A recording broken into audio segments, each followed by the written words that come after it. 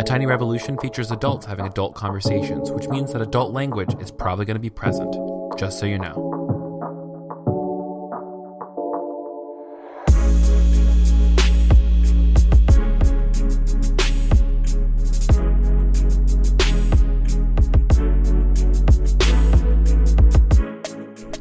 Friends, you're listening to A Tiny Revolution, a podcast about ordinary people living revolutionary lives. Welcome to episode 68. My name is Kevin Garcia, and once again, as per usual, I am stoked you are here. Every time you show up, it's always a surprise. Surprise, a delight, you're beautiful, you're wonderful. Has anyone told you that today? If not, here's your reminder. You're amazing. Okay. How's it going? Are you doing well? Good. I really wanted to know. I want to tell you what I've done with my week because I'm actually pretty proud of it. I'm getting ready to register for classes at Columbia Theological, where I'm starting. I went to yoga twice already this week, and it's only Tuesday at the time I'm recording this front end of the podcast. I'm doing laundry right now. I've been cooking more for myself and eating out less, which is cool. Went to therapy. You know, I'm just really living my best life. I booked a flight to Austin because I can, and I'm very excited to go hang out with my friends down there. I've never been to Austin, Texas. I am currently in the process of booking a speaking gig in Lynchburg, Virginia in October. So there's that. Additionally, I'm also, I guess this is an announcement, I'm going to be on a panel at the Reformation Project Orlando about intersectional identities. So if you haven't registered for Reformation Project or have never been to one, honey, this is the one to be at. So go to reformationproject.org/Orlando and get registered today. Now, as you know, I'm someone who's super passionate about mental health and getting therapy, getting on meds, doing whatever it takes to improve your life. I did an entire video actually on my YouTube channel where I chronicled my first month on meds. So if that interests you, go to my YouTube channel, subscribe, check it out, share with your friends. Today, the reason I'm bringing that up is today I'm actually talking with one of my friends who is a therapist, an amazing woman and new friend to me, Cassie McCarty Green. Cassie McCarty Green is a professional counselor who specializes in work with the LGBTQ plus population, and she works with the Christian Closet, which is Candace Zubernight's therapy practice. It's an online therapy platform creating space for queer Christians to find mental health services tailored just to them. Cassie received her Bachelor's of Science in Psychology from Troy University in Troy, Alabama in 2012. She earned her Master's in Professional Counseling and Marriage and Family Therapy, that is a mouthful, from Johnson University in 2014. Cassie began her career as a therapist in Kingston, Tennessee, in a psychiatric residential facility to high-risk, traumatized adolescents. Cassie grew up in a conservative, evangelical home, classic, and it was actively involved with her church her entire life. She did not begin actively wrestling with her sexuality until she entered her undergraduate studies, and wrestling kind of looked like unhealthy friendships, occasional bouts of disregard for her actual beliefs, and repressing her authentic self. Thankfully, when she began graduate school, she found an affirming therapist who directed her to resources and walked her through the process of coming out. Cassie studied affirming and non-affirming interpretations of the Bible for 2 years while completing her graduate studies, and now believes that God celebrates and deeply loves LGBTQ persons and rejoices in same-sex LGBT relationships. Cassie also specialized in working with folks journeying through exploring non-monogamy via individual sessions, couples counseling, and group services. Cassie and her wife, Lauren Green, spend their time advocating for LGBTQ persons within the church, hiking with their dog, traveling, drinking coffee, and playing Scrabble. She is also, by the way, accepting new patients right now, so if you want to get in touch with her, the information is going to be in our little description box, or what's it called?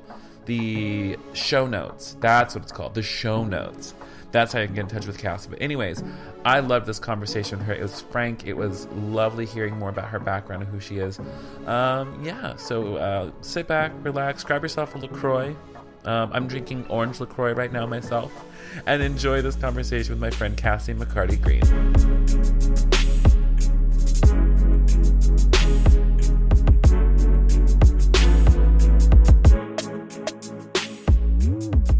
Who are you? What do you do? What's your thing?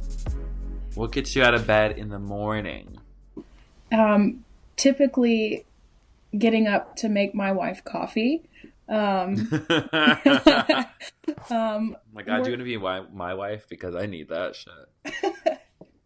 Well, I work from home. And so part of our deal has been if I can just get up with enough motivation to make her coffee, then that'll get my day started. That's so So sacrificial. it really is, because sleep is very important. But aside from making coffee, um, I am a professional counselor. I have been working exclusively with LGBT people probably for about 4 years now. Wow. Yeah, living in Knoxville, Tennessee, at least currently. Um, I was working in a community mental health setting, and there is a major need for services for LGBT people, especially being in the South. Yeah. Um, and so that has been my goal and my dream. And it's um, Lauren, my wife, she's also a therapist. And so that's been a dream that we have dreamed together. Hmm. And so, yeah, I left my job back in February in the community mental health setting, and I I had one of those moments where I think, maybe God is more real and more present than I thought. Hmm. Um, because 2 days after I left my job, Candace Zubernaut, who runs the Christian Closet, reached out to me, and it was the first time that we'd ever connected. Um, Aside from 5 minutes at the TRP conference in Chicago. Right. And she was just like, hey, do you want to join my practice? And that's it outlines what the perfect job is for me. I get to work with LGBT people of faith every day now. Hmm. And so that's especially important, and has just been one of my dreams and goals, is to be able to advocate and be present for LGBT people of faith. I identify as lesbian or queer, depending on the day. Yeah, same. Um, Well, like gay or queer or whatever, depending on the day. Sometimes yeah, I feel like a lesbian, though. You know what I'm saying? I support it. It's fun, and so I've weirdly enough found more freedom in the label of queer lately. Hmm. It feels more all encompassing for me. And so, yeah, being able to sit in that has been nice.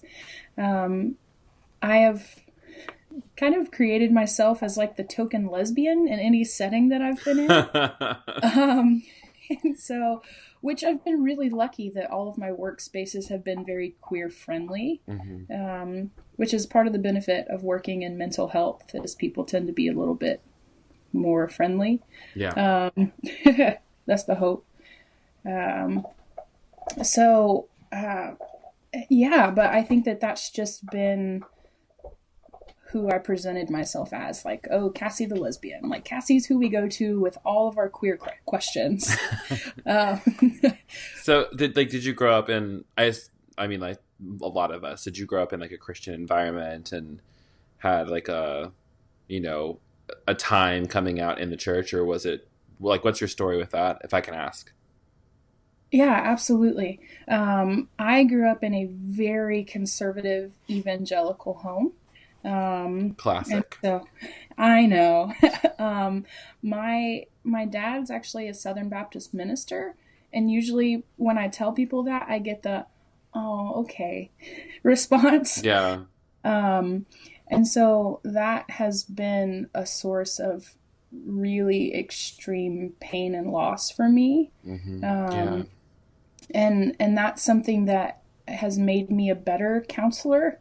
Um, I found a really good counselor to help me process that grief, which is how I'm like here and helping today. Um, the coming out process was very painful. I expected it to be bad, but not quite as bad as it was. Hmm. Um, I mean, there was a time when, I didn't speak to my family for nearly a year. Um, and, things like, I don't know if I can tell you I love you anymore, or maybe it would be easier if you were just dead. Things like that that you never hope to hear from your parents. Yeah. Um, And, it's, I think, one of the most shocking things to me in doing what I do is how often I hear stories like that. Yeah. And it never gets easy, but I feel like it pushes me to continue to do the work. Um, and it makes, it just feels, it's extra special to me when I can work with people on a professional level or even on a personal level, Hmm. and at least in some ways be able to say, I get it. Yeah. Seriously. Yeah. So yeah, pretty classic, um, growing up evangelical story there. Like it's just like it's so sucky. Like I hate that this story that like you and I both tell is like one of the least common stories among LGBTQ Christians where you grew up in a religious setting, families not understanding, and then from there like we have to pick up the pieces of a life that we didn't break, you know? Yeah. Yeah. It's I think what like coming out for me like in a religious setting like I kind of had two coming out stories because I came out to my parents in high school and then I got put into reparative therapy and then I 12 years later when I realized that none of this was really working I came out again. um Yeah. but like I did so like on my own terms like with my own money and things like that and Yeah. thankfully like my mother was really has been a really yeah, she's getting there. Like, I wouldn't say that she's like a full blown ally, but like she's met my partners before, so it's not been the most scary Okay. thing. So I'm lucky in that regard. Yeah. Yeah, Mhm. absolutely. And for me, there's something healing to hear other stories where Yeah. that hasn't been someone's experience. Like to hear of people whose parents are working and whose parents are trying. Because that's not been my story. My parents don't have the tools to get there or the desire to get there, honestly. Mm. It comes a I've lot from desire, doesn't it? Like you Yeah, actually have to want to do the work. You have to want to love your child enough to yeah, like try and change your perspective or at least understand a different perspective. yes, yes. And there's um, part of my healing process has been coming to this what we as counselors would call radical acceptance, Mm. of just like I can't change this right now, and I'm gonna learn to live with this grief and to set boundaries in a way that's healthy for me. Hmm. Um, and that's easy to say, but God, that's hard work. And Right. sometimes I'm just like, I'm tired today. I can't. Um, Hmm. yeah, it's hard. Yeah. So, can I ask you about that boundaries in particular? Because I think Absolutely. that's a question I get a lot from people who like contact me through my work about like I have a family that's non-affirming. We're still talking, but like I don't know how to draw the lines. I don't know how to create these boundaries for myself. Like for you, what did boundary making look like?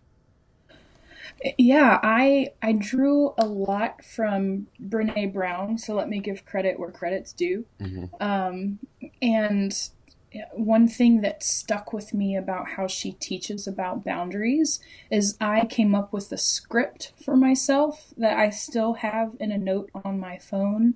Um, and when I started to recognize in myself like anxiety or just like unhealthiness or this conversation is going to be toxic for me, Mm. um, the boundary that I started for myself first was this conversation is not going to be productive. I'm not in a place to where I can listen to you. So I'm going to have to end this conversation. I love you. We'll talk later. Hmm. That's not always respected, but um, But at least putting it out there is like a brave first step. yes, yes. Um, so I think part of the boundary setting process is knowing for yourself when does an interaction or a conversation um, become for you. Like if you're feeling really depressed or really anxious or like having panic attacks during conversations, you're Yeah. allowed to take a break. And that, for me, having a therapist tell me, Cassie, you're allowed to take a break. You're allowed to not answer the phone call, was very empowering for me, knowing I get to set my own boundaries. Hmm. If I'm not going to be respected, I'm not going to owe them. Like they haven't earned my time. Hmm. Which is so hard too, because especially with like family, it's like it's there a lot of times there feels, at least for me, it's felt like because they're my family, I have to do this. I have to engage in these ways. I have to put myself through hell sometimes because they're my family and I love them. And, Yeah. and so there comes the moment when, and this is something I wanted to ask you too, like that came up, the difference between like a toxic situation and just an uncomfortable situation. Um, Hmm. I think a lot of times, um, and I guess that maybe it varies from person to person. I'm somebody who I can handle really uncomfortable situations really really well, and I can deal Yeah. with family members not being the greatest examples of Christ's shining love. But like that's not true for everyone. There's like so what would you say where does the line between uncomfortable and toxic happen? Or maybe you can just say for you, where does that happen? Yeah. I mean, my first thought was it depends on who you ask. So Hmm. for me, um, I was able to identify like specific topics that would come up when talking to family members, and I Hmm. recognized I'm not going to be heard. Mm, It doesn't matter what I say; they don't want to hear it. yeah, yeah. That for me is toxic. Um, and like for me, uncomfortable situations, um, when I talk to people in authority, specifically like spiritual leaders who disagree with me, that's very uncomfortable. Yeah. I do it on a regular basis because I don't know. I don't know. I'm a glutton for punishment sometimes. Yes. Same girl, same. um, and and so that's very uncomfortable. But I meet with people on a regular basis who I know will at least hear me. Um, so that's very uncomfortable. It becomes toxic when I am attacked or expected to think how they think. Mm, It becomes toxic when I know I'm just going to be berated or when scripture's going to be weaponized against me. mm, Those situations for me are toxic. mm. That resonates a lot with me, and I think there is that difference between like people who want to have everyone like like they want to like bring you in for coffee or like they want to sit down and have that talk with you, but like there is a big difference between people who actually want to have a conversation and just want to talk at you. Yes. Because I'm always willing to sit down with people, share my story, have a conversation about stuff, but it's very rare that I'm actually heard. Um, Yes. and I think that's something for us as queer Christians to watch out for is that person who isn't actually looking to listen, but they're looking to talk at you or preach at you or convert you. Mm-hmm. And I think that has to do with like, uh, the kind of relationship we have with one person or another. And, Yes.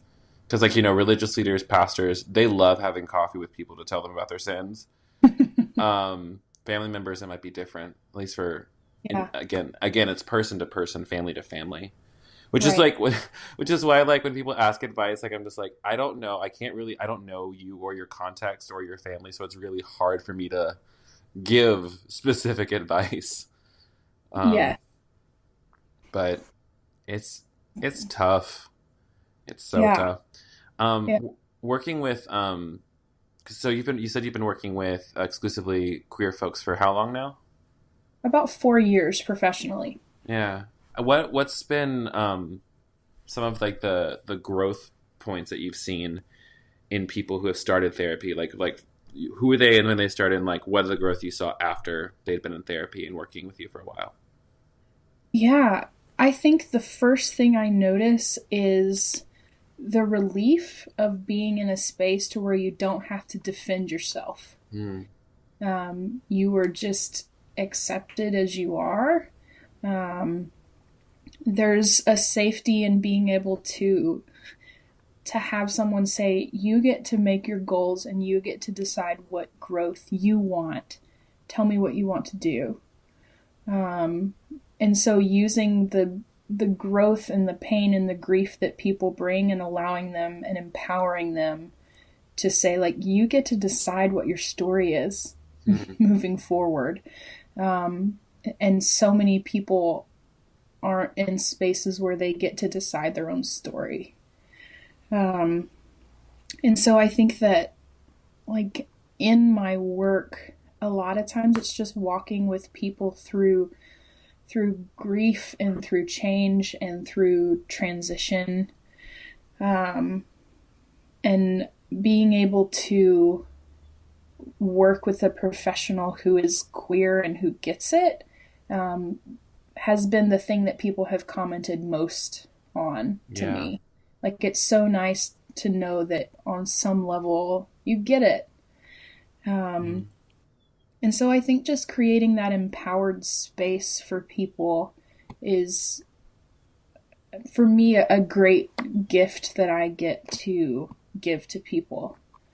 And because, you know, some people come to me just starting the journey and saying, I don't know where to start. Tell me what to do. And then other people have lovely relationships with their families, but have a harder time with, like, I don't really know what I think, and that not knowing really scares me. Yeah, I relate to that. So Yeah. hardcore. Yeah. And then there's just so much complexity and so many layers. You know, I always get the picture, I tend to think in metaphors. I talk about intersections a lot, and you've got LGBT and Christian, and then it can just go from there. Like when I'm working with, like, people of color or people who have grown up missionary kids, so you don't really belong in a culture, at least you don't feel like you do. Right. And so I feel like it's like trying to navigate, like, spaghetti junction, where there's all of these intersections and on ramps and off ramps, and it all kind of looks the same and nobody really knows what's going on. And I think that a lot of times the work of therapy is just, like, not always, but sometimes just creating this map to understand and to empower people to navigate all of these different layers. Yeah, that is a great metaphor, and I think that's what good therapy does, is kind of like map out our mental landscape, because for so many of us, like, we've spent years with, like, so many thoughts, ideas, fears, anxieties, and they're all jumbled up.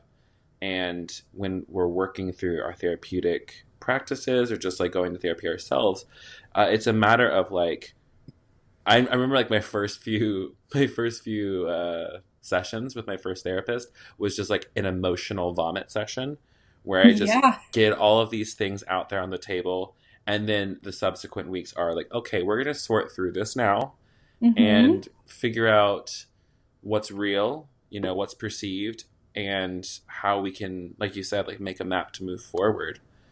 Yeah. Um, and I think that's like it is like, and I think it's a therapist is not somebody who, like, can fix somebody's problem. Like, it's still work on the part of the individual to, like, after you walk out that door with your roadmap or your Mm-hmm. plan, you still have to execute it. You know, Yes. I feel like some people will look at, like, I'm going to go to a therapist and they're going to fix me. I'm just like, no, a therapist just gives you the instructions on how to fix yourself in some ways. Yeah.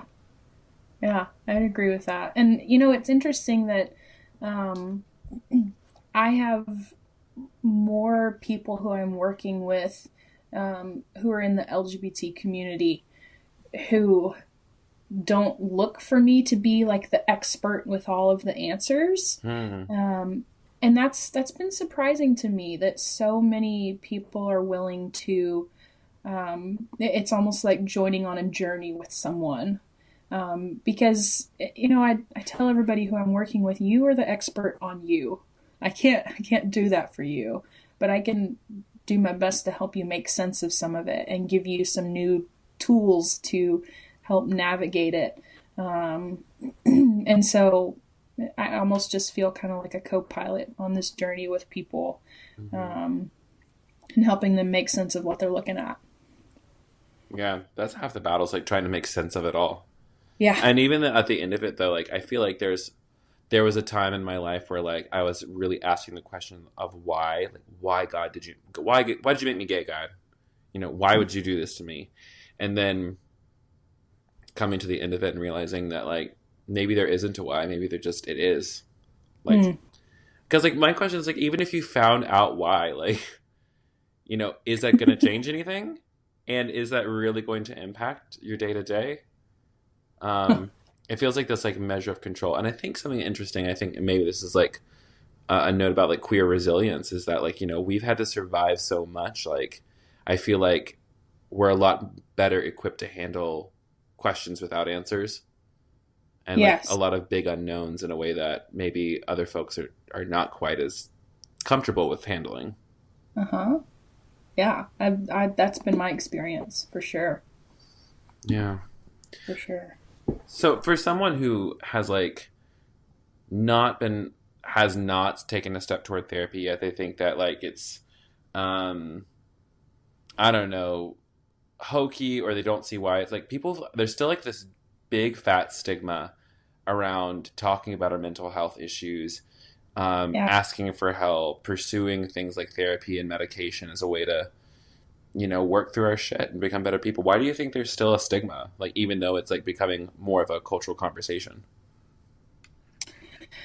I think some of it, if I think of like the meta issue, some of it is born out of this individualistic society. Hmm. Um, do it on your own. Don't ask for help. Just Yeah, take this care of feeling it. of I should be able to handle this on my own. Yes. Um, and so that's part of it. There's also, I think, the societal belief that mental health is not a real health issue. Right.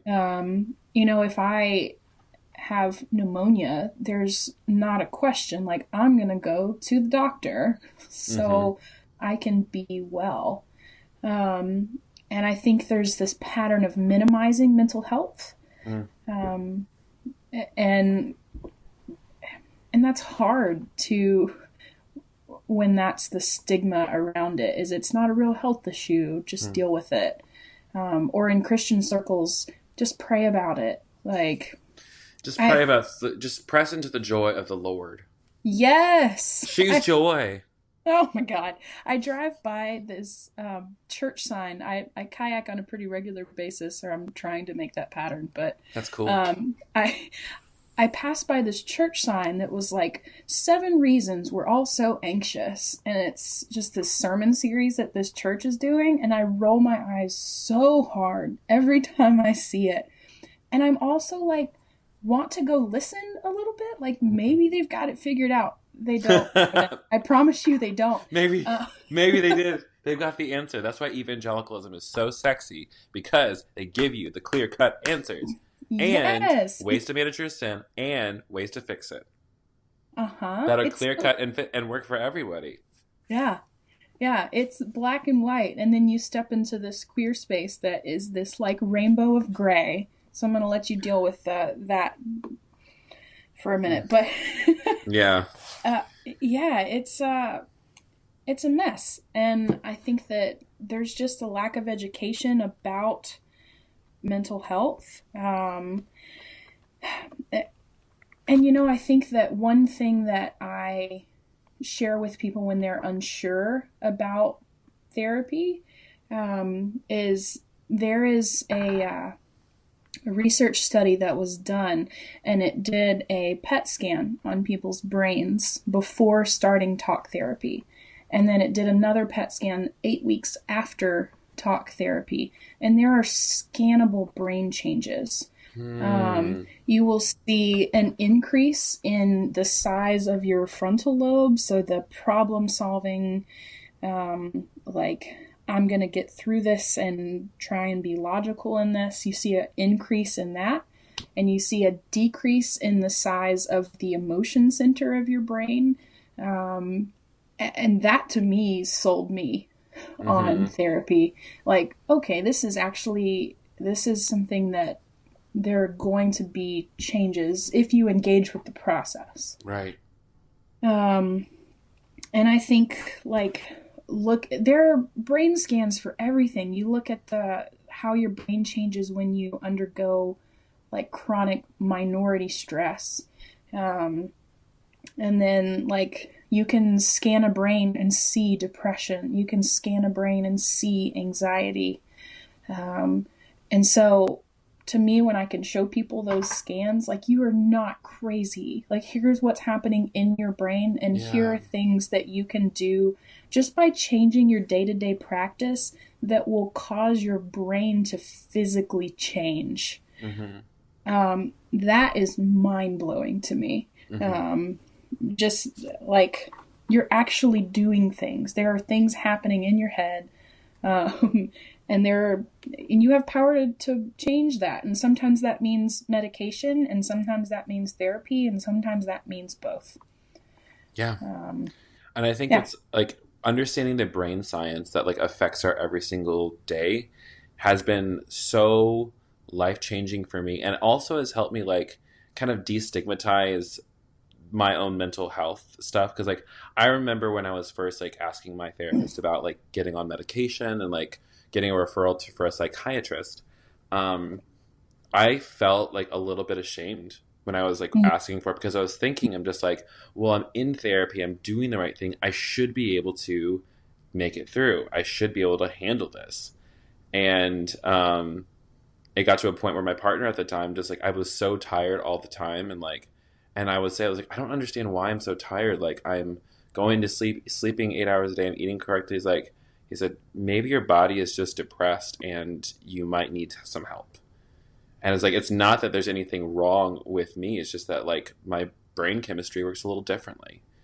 And so like the way Candace has put it before in one of her talks is like, medication isn't a magic pill or a fix all, but it does help put you on the same starting line as everybody else. Yes. And that was like a revolutionary. And that's the reason I actually started, like, that's when I started like to get medication, because of that metaphor. Is like, it's not going to fix you. It's not going to change you. It's going to put you on the same place so that you can actually do the work that you're talking about in therapy. Yes. And for so many of us, it's a game changer. Like I didn't know it was possible to be awake and not drink 8 cups of coffee a day. You know what I'm saying? Yeah. And then when I stopped drinking as much coffee, my anxiety has gone down because I'm not like overdosing on caffeine every day. It's amazing. Yes. Yes, that I had a very similar experience. I try and be very open about, I mean, obviously, like, carefully and not oversharing, but open about my own mental health experiences. And I grew up believing like I am just an impulsive person, and sometimes I do things and I don't think, or I really struggle to get things done, but that's just who I am. And then like I realized, oh, like this isn't a character flaw. My brain works differently, and I can take a medication to treat ADD, and oh my God, I can sit and get things done now. Or like I currently take medication to help treat anxiety, and I've experienced the same thing, to where that got me to a point to all of these skills that my therapist has taught me. I feel like I can actually use them now. Mm-hmm. And it's just a subtle enough change that as it's happening, it's like I don't feel that different. But then I go back, to before I was taking that. And it's like, oh my God, like I was having panic attacks, and I wasn't calling them Right. that. And I'm helping people navigate through this and just like blind to my own stuff. Mm. Um, and so a lot of times mental health issues, like you were saying, I guess I'm just really tired all the time, or I'm just this way. And people don't believe that they can be healthier.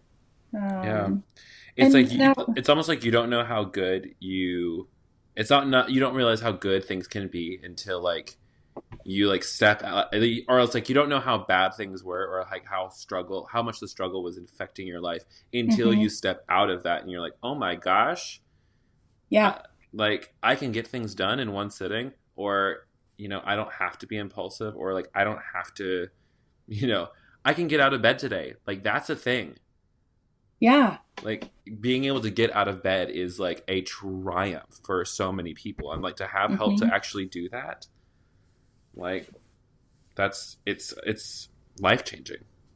Yes, very much so. Um, and there's going to be different levels for everybody. And for some people, talk therapy is enough. And for Yeah. some people, talk therapy with medication is enough. And then, that's, you can go as far to like, you're probably going to need really intensive support for the rest of your life. I mean, the same thing with any kind of like medical issue. Um, but I think that sometimes we get in this habit of owning things that we don't have to own as part of our story. Hmm. Yeah. I think what's also really interesting too is like the majority of my friends like have been in therapy before for a short stint of time, and then they deal with whatever like issue is right in front of them, and then they kind of just like walk away from therapy. They're just like, "Oh no, I'm good now. Oh no, I'm good now." And then like, 2 months later when their life is back in shambles, or like or maybe they went to therapy for years and then they cut it down and didn't see the therapist as often, but then when like tragedy strikes or a really hard thing happens in their life, they don't even, in at least what I've observed, is they don't even think to like hit up their therapist again, or like think about getting back into therapy, even just to deal with those things, because it thinks that same idea of just like we fall back into the pattern of I should be able to handle this, Mm-hmm. or they feel like going back to therapy is somehow a shameful or like a failure on their part. Yeah, yeah. And I think therapy functions differently for different people. Hmm. And I run like a crazy person to these metaphors of medical issues. I mean, it would be like, if I'm in a terrible car accident, then I'm going to go to the emergency room and I'm going to get taken care of. And maybe that'll be physical therapy. And then when things are like, once I get back to square one, then maybe I stop doing those things. Um, and sometimes therapy is like, this terrible thing happened and I really need some help navigating through it. That is most often what pushes people into therapy. But therapy can also be like, oh my God, I'm 30 pounds overweight and it's not going to kill me or anything, but I need to be healthier and go to the gym and like develop healthier patterns. And I think sometimes people are hesitant to do that kind of therapy. Like, there's this unhealthy pattern in my life, or I want to dig a little bit deeper, and there's not a big crisis right now, but I still think that I could be healthier, and there's grief to work through, and these things that I just maybe don't like or need help understanding. And that's the kind of therapy that, to me, creates long term, impactful change for Yeah, people. it's so good. Ugh, I love that. And also, like your therapy practice with the Christian Closet is different than other therapy practices because y'all do everything exclusively online, right? Correct. Correct. Yeah, I've been really surprised at how much I enjoy it. I can work with people from all over the world. Um, and, the doing things online, like, we use online video chat so I can see people's faces. Mm-hmm. It's not impacted the work that I do, which I was honestly really surprised about. Um, I tell people I miss at the end of a really hard session being able to like touch someone on the shoulder and be like, "You're doing a good job. Like, keep it up." Mm-hmm. I miss that. Um, but otherwise, I've been really thrilled at how much it feels the same. Yeah. Yeah, because that was always my wonder about it. Like, does it like how different does it feel like being in an actual therapist office versus being on Skype or something like that? And so but that's also like what I've heard from my other friends who've tried other forms of online therapy. Hmm. And I think what's dope about that is now because of online therapy, it's like A, it's more affordable, and B, it's like you can't say I don't have time to go to therapy because you literally Yeah. can like fit it into whenever and wherever you are. Uh-huh. Exactly. Um, and like I have people who meet with me from their bed in their pajamas, and other people who, I've got 50 minutes on my lunch break and they eat in their car and we do a therapy session. Um, or I mean, just you can do it anywhere. And for people, especially if you're having a lot of like depression, anxiety issues, getting up and going somewhere, like you said, is a victory. And Hmm. so you can just do it from home. And there's a hopefully the hope is that there's a safety in that. Yeah, that's so good. I love that. So what else? What else about you? I feel like we've talked business like this entire time. Like besides like doing therapy things, like what's the rest of your life like? What do you enjoy? What's your community like? All that. I'm just curious about you. Yeah. Um, I've become a lot more involved with my local queer community. Um, I I've got a house in a really cool part of Knoxville, Hmm. and we've got a nice big backyard, and there's a fire pit. And so my Lauren, my wife, and I were like, we should just have a bunch of people over, probably like 8 to 10 people here. And they got here, and I just had this moment like, oh my god, everyone here is queer, and it wasn't planned. It just kind of happened. Which is Um, always the best way for queer things to happen. It's just like yes, also same for like yes, you and me. Queer didn't plan for it to happen that way. LOL. uh huh. Yes. Um, so I just like to be around people. I really enjoy that. And aside from that, hiking, I'm 45 minutes from trails in the Smoky Mountains. Mm. Um, and so that is lovely. That makes, sometimes I'll go and like download podcasts or an audiobook and just hike. Um, and so I love that. Um, I am a little too obsessed about my dog. It's before I started this job, I was scrolling through my Instagram and it was mostly my dog Burton. Um, and I was like, I don't know if this is a problem or not. I chose to believe that it was not a problem. Yeah, not a problem. Um, Instagram is whatever you want it to be. yeah, yeah. So hanging out with my dog is really great. Like I mentioned, like kayaking um, is just really nice. But we've been really lucky because Knoxville has a booming like beer scene right now. Yo. And so I have become a beer snob, unfortunately, or Oh fortunately. yeah. I think it's Um, fortunate. Like I was a beer snob before, like went out before I joined my fraternity. And so just like we'd go to these uh-huh, frat parties, they'd have like a keg of Natty Light, and I'm just like, no, she's gonna bring her own beer, and y'all can drink whatever uh-huh. that piss is over there. Exactly. It's like watery garbage that you're paying for. Um, and so there's this really cool place I'll plug for Knoxville called Crafty Bastard. Mm. Um, and they create the weirdest beers. I love Um, a weird beer.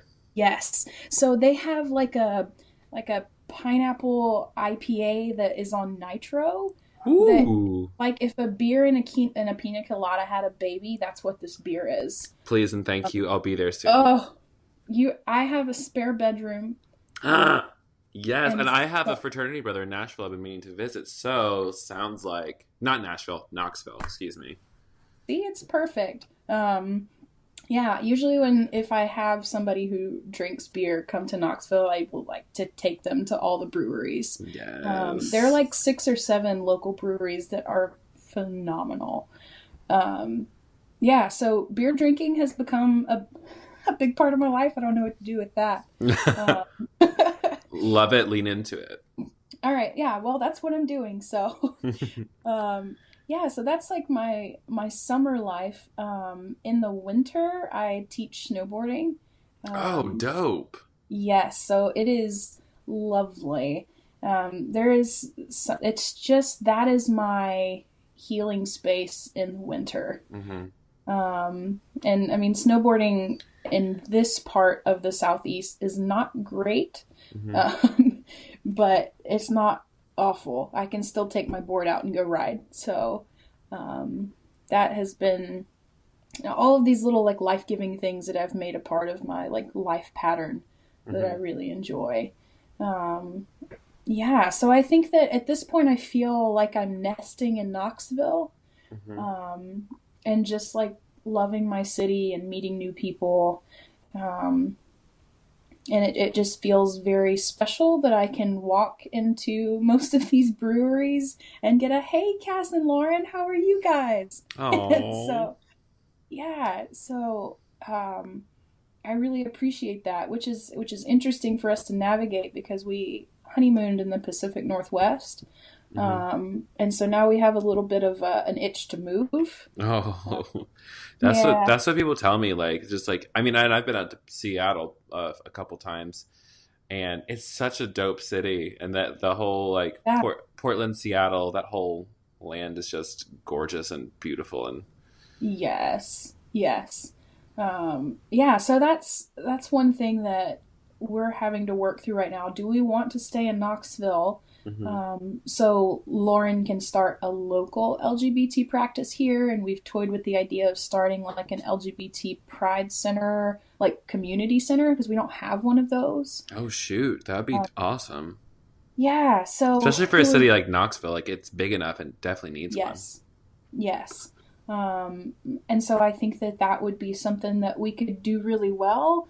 But also, we deal with the stress of if I'm holding her hand walking downtown, almost every time we go out, there will be at least one weird look or some parent who pulls their kid a little closer so they don't catch the gay, I guess. Yeah, Um, I so mean, there's if things I like saw you that. walking down the street, I would just go to the other side so I didn't catch the gay. You know what I'm Exactly. saying? You have to make sure you stay safe. Gosh. Yeah, so that's exhausting. That's Hmm. exhausting. But we've been very intentional to learn what spaces are queer friendly and just go there.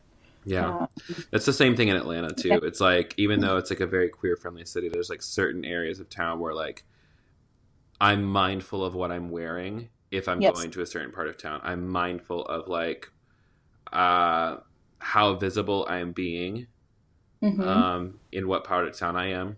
So it's I hate that too. I hate that like we have to police ourselves in order to Yeah. stay safe. Yeah. Like, granted, I'm glad I'm staying safe because, like, Lord knows, like, I go to I could easily get my ass kicked any day of the week because, like, I have my nails painted. Mm. Um, but it's I just hate that. So that's like one thing that kind of draws me to like certain cities like New York or L.A. or Austin, Texas. Yeah, it's and that was the draw to we stayed in Bellingham, Washington. And I remember the moment like she and I were hiking, and we passed this couple probably in their like late 60s, early 70s. Hmm. And it was and they like smiled at us, and that was such a weird experience for me, Oh, to be like smiled at or to not have the waiter awkwardly ask like is it one check or two. hmm. Like um yeah, there was something like it was like a reprieve from this trying to create safer spaces in Knoxville. Yeah. um, Being queer in and the South, man, it's a thing. yeah, it is a thing, and I think there's this this pull of, do we want to stay? And because I think we have a voice in Knoxville. And I think there's something really special for Lauren and I to know that, like, people come to us when they have questions. Like I mentioned, like religious leaders or friends, and people will be like, hey, I've got a friend who needs something. Can we send them to you guys? And that feels really important to us. Yeah. But then sometimes we just get really tired, Kevin. Oh, yeah, I get it. For sure. Yeah. So it's a question. And there's not a right or a wrong answer. I think like whenever we're selecting a space to live in, like that's the question we do have to answer for ourselves, is like, what is mine to do and what is going to bring me life in the long run? Because I think a lot of people, especially like queer Christians, like we like, or maybe it's anybody, we want to stick with what's familiar. We want to stick with the things that we've always known. And so if you are a queer person who grew up in the evangelical South, like a lot of us, like I know people who stick around in non-affirming churches because it's just like, that's the only space they know that they can go, even though like it's not affirming, like, you know, at least it's a church for them. Or they want to stick around in like toxic family situations or cities that don't serve them. And then on top of that, there's also the issue of like access. Like, do you have the resources to move? Do you have the, there's so many layers to it. But I think that if one has the means, if one has the option of going to a different space, like if it's going to serve you in the long run, like that's really what it comes down to, is like, is staying here going to give me life, or is this going to eventually burn me out to the point where I am just over everything? Yeah. Yeah. And I don't know the answer to that question for us. And I'm not, I don't stress about it. I think I hold more curiosity than anything. That's good. So yeah, we'll see where we land. Well, you let me know if you are going to move so I can come see you before that and drink all of those delicious beers. Oh, absolutely. Absolutely.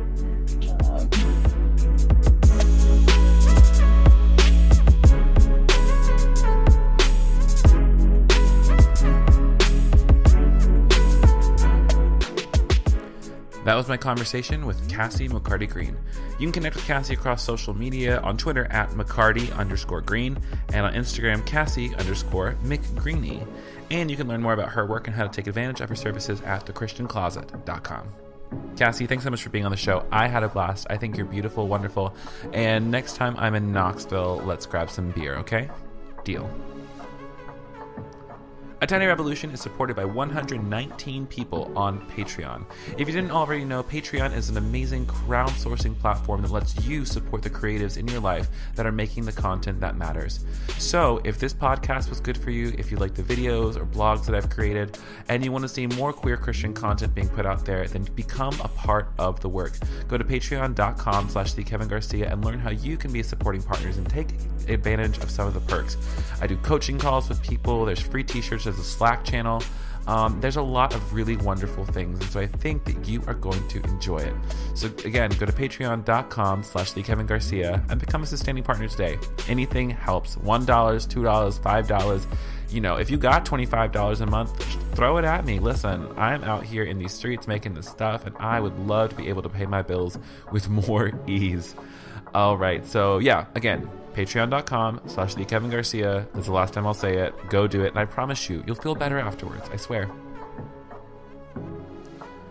Connect with me across social media at The Kevin Garcia, and be sure to go over to thekevingarcia.com and subscribe to my newsletter. That way you never miss a podcast, a blog, or a video that goes up. A newsletter goes out once a week, telling you what's going on, telling you the new things I've created, and it's easy, and it's fun and light and delicious. So what are you waiting for? Go over there, get signed up for my mailing list. It is everything, Hanny, everything. Another great way to support the show is by leaving a rating, and you can do that right on your iPhone, Android, wherever you are, wherever you're listening to your podcast. Go ahead and just leave a little 5-star review, tell people about it, and then go ahead and share it on social media. That way we can get this podcast in the ears of more people who need to hear a good word about their lives. Go do that. Even if you ain't going to throw some cash at me, you can at least do this, honey. Don't be lazy. Don't be lazy, honey. Step your game up. Last thing before I let you go, I am booking speaking engagements for the rest of the fall and early 2019. So if you've got an event coming up at your school, your church, your community event, your pride event that's happening in the fall, and you need a speaker for that, go ahead and hit me up. I've got a new speaking packet ready to go that I would love to send to you so that we can create a beautiful and fantastic event together.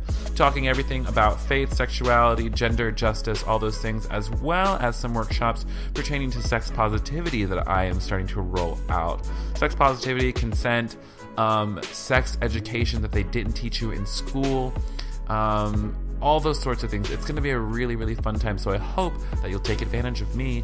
Not like that, though, because that's a little weird. I'm going to stop making it weirder than it already is, but if you want to book me for anything in the fall or early 2019, let's go ahead and get that rolling, honey. You can go to thekevingarcia.com/speaking to make contact with me, and I'll send you an email with my speaking packet.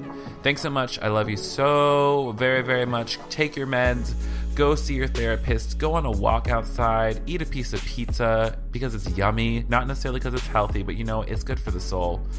Call your friends who love you, reach out if you're having a bad day, and I'll see you on the internet somewhere. This has been another episode of A Tiny Revolution. My name is Kevin Garcia, and I'll talk at you later. Bye.